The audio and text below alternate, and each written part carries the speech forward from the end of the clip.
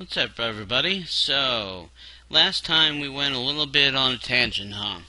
It was supposed to be a method tutorial, and it turned out to be more of a Visual Studio IDE tutorial.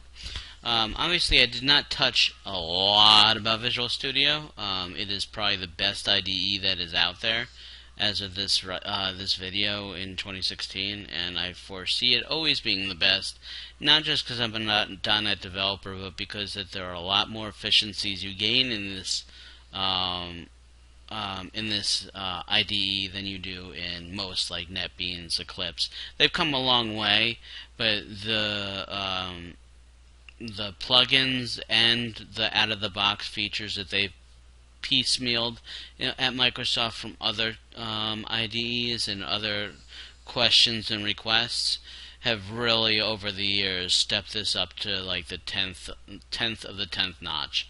I don't think I have any interview for a .NET developer that has ever said that or a Java developer that has even ever for a minute said that any Java or iOS IDE is better than Visual Studio. So, without further ado, we are talking about methods today. So we're not going to deal with any objects at all. We're going to go very slowly and just pick apart little pieces of a method. And all this method is going to do is the very wonderful hello world, and that is all it's going to do. I'm sure if anybody has dealt with it, dealt with learning programming and maybe not gotten it or started or want to learn C# or haven't learned it all yet, you've probably at least heard of the Hello World project. So hopefully this will be, I'm going to pull it apart a little better so people understand it a little more. So, as I said before, static means that there's only one instance of it. I don't want to go into stack and heap and all that kind of stuff right now, but let's just leave it at that. You cannot inherit it. You cannot use it more than one time in an application without it being the same instance. It does not change over time. It's static because once it's defined, period, end of sentence. Void, I believe we talked about. Void means that there is no return value. Main is just the name that .NET or that C# or really Microsoft, when they were making console apps years and years ago, decided, okay, we're going to have the class named program, and we're going to have the name of the method that is the entry point to the application be main. So everything up to this point, the name of the actual program class, the method main, all of that right there, that is all custom from .NET, giving you the ability to pipe your words, your code into their pipeline. So let's do this. We were on animals, so what we're going to do is we're going to make a method that takes in two strings. So we'll do public, because we'll make it so that anybody can access this method, even though nobody will be. We will do string, so we're going to return something of type string, which means basically just words. Okay. And let's call it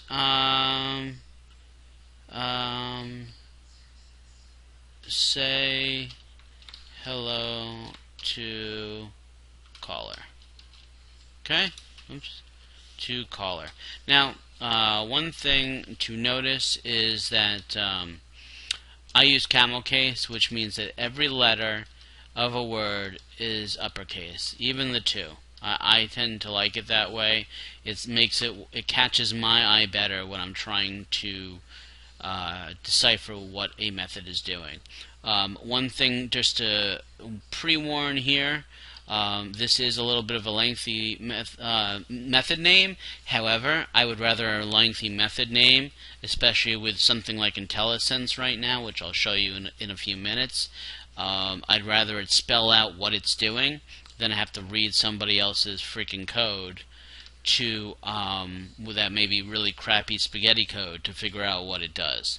And it still might not do what it's supposed to do, which is probably why I'm reading it, but at least I have an idea of what they were trying to accomplish. So, without that, so we'll do a string, give it a name of caller, and string message. Message, if I could spell. Now, just like we showed before when we were doing pseudocode, the one part that wasn't pseudo is curly braces. By the way, one of those nice features with Visual Studio and the way they handle things is when you put a curly brace in there, it used to be an optional thing. Now there's no developer that wouldn't do this. The closed squiggly shows up for you because it already knows from everything that you've done beforehand here that it is that you're asking for it to be a method. It already knows it, and it already knows that you're not making it some kind of signature or something else, some delegate. You're just gonna make a method. So here's your closing braces, so you don't forget it, which I think is a nice little hint. And then if you hit enter, it'll slap them both down there. It's beautiful. It indents it a little bit for you so that you're not way out here trying to type, because that would look like crap. And you definitely don't want to be that guy that everybody's like, oh, he doesn't know how to indent. How cute. So there's that. Now, one thing that's very nice is down here you will have, and we'll go into this a lot later, you're going to hear me say that a lot right now, I apologize, but you're going to see your build errors very often right on the fly. Sometimes when you get a little bigger, they're a little harder to see, but for right now, this is this is something. Our program is small enough that instantly, like that, it told us that, hey, by the way, you have this program that's in program class program dot say hello caller, so it's saying that that's a method that passes into strings. Not all code path returns a value. Now, what does that mean? So that means that because we are saying we're returning a string, but we're doing nothing in here that returns a string, it's saying, hey, I'm not going to compile this because whoever calls you is going to immediately throw an exception when they hit this, because they're expecting something they're not going to get. So it's going to tell you that. One way to get rid of this, if you don't intend to return something, again, is use void, and that error will go away. You also can get warnings, and we'll go through warnings later. That there's things that you probably want to look at, but they won't build, but they will build just fine. And then there's messages. Usually those are based on third parties. I want to give you some kind of informative thing, like this can be used, but in the next version it's going to be deprecated. That kind of stuff, and we'll go over that stuff also way down the line. So anyway, so we have these two strings with name of caller, string name of caller, string message. Those are the two parameters. These are called parameters that whoever calls this method is going to pass in. And then what we're going to do is we're going to return a string concatenation. So there's a couple ways of doing this. I'm going to do it the dirty way first, and then later on I'll show you what I consider the cleaner way for reading purposes anyway. So we're going to return hello, hello, hello, man, hello, and then plus is concatenate, name of caller. See, now here's where IntelliSense comes. It's so I say name, there's a few keywords, namespace, URL host has or URI name type, and then name of caller, which is what we have. And it even says in parentheses right here, hey, this is a parameter of the method you're in. Pretty cool stuff, right? So you got that, and then you have this message. Okay? And we'll just leave it at that. and then plus message. Okay. Now, like we said before, message, or whoops, sorry, I was uploading this video at the same time. My apologies. That threw me off there for a second. So, as you can see, the plus sign is going to what they call concatenation, which means at the end of the day, everything's going to be put together into one long string. Okay, so now what we'll want to do is we want to call this method. So to call it, and that's why I said say hello to caller, because we are going to be the main application is going to be the one calling this. So when we do this, we can do say hello. Oops, what's going on here? Oh, okay. So trust me for right now, anything that has a static method can only also call a static method. So just trust me from right now. I don't want to go over statics right now, but that's why it wasn't showing up as an option. So here's the coolness. We can drum roll now. S-A, say hello caller. Perfect. So now it tells me there's little arrows here, so if there were other options it would give it to me. So it's going to return a string. It's in the class program, because that's green. In that class program there is a method called say hello to caller. It takes in two strings.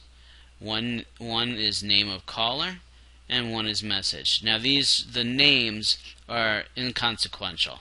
Nobody needs to care. The reason for the way you name them is so that the person calling it has an idea of what you might need that for, so they give you the proper information. So now what we can do is either we can click on this, or I like to just tab, and it finishes the word for you. And it'll even highlight the word wherever it is if it happens to be on that same page. Now we will do an open and close parentheses. It'll highlight what the parameter you're on. So name of caller, let's call it program .main. Okay, we could have called it dog poop. It really wouldn't have mattered. Now, just like when you define the parameters, you use a comma. When you're actually setting them, you also use a semicolon or a comma. Now, every string has double quotes. There is something called a character that uses single quotes, which we'll see in later videos, but for right now, strings are always covered in single quotes, and then that allows you to have spaces without the compiler completely pooping itself. So, let's say, hello from simple method. How's that? And then semicolon at the end, and as we said before, same thing here. Anytime that we complete a statement, we end with a semicolon. The reason we don't end up semicolons at the end of a class, a method, or a namespace is because you're really not making a statement. You're closing a method, you're not stating a method. That's how I've always looked at it. Because you'll see other things like if-else statements, while loops, do-while loops that don't necessarily use a semicolon anyway either, but they do use these braces. And that these squiggly braces kind of cancel you out of having to it bails you out of having to remember the semicolon. And if you don't remember the semicolon, the the compiler will complain to you. What is nice about that, and then I'm going to cut this short and show you at work real quick, is it will tell you the application, the namespace, what line it is, and let's say I was clicked down here. If I double click up there, and now I put my cursor up there, so it will tell you, hey, silly dumbass, it is right here. Okay, so we will do that, save, and now the only other thing I'm going to do here that you don't have to worry about right now is I'm going to do a console read line. And if you look right here in the IntelliSense, reads the next line of characters from the standard output stream. So what that means is it's going to wait for me to do something as the user. And the reason I'm going to do that is because if I don't do that, you are going to see the screen flash and then go away. End of program. Okay, so if everything goes well, and then we're going to cut this this tutorial, you should see the program spit out hello program main. Hello from simple method. You have this message. Hello from simple method, and then end of program, and then it should stop. So let's see what happens. So it's going to build, and here we go. It says end of program. Okay. So I missed something here. Oh. I know what I missed. We did not go over, oops, we did not go over variables yet. So, what we will do now is we will stop here. I'm going to do one more tutorial on variables, and then I will probably call it a night. So, I hope you enjoyed. Sorry we didn't get an actual complete project, but we will do it on the next round. Alright? Thank you very much. Have a great day, and if you liked it, subscribe. If you don't, or like it, if you don't, feel free to also unlike it. Just I would love to know have information, feedback as to why, so I can better my tutorials for you and everybody else. Thank you, and have a great evening.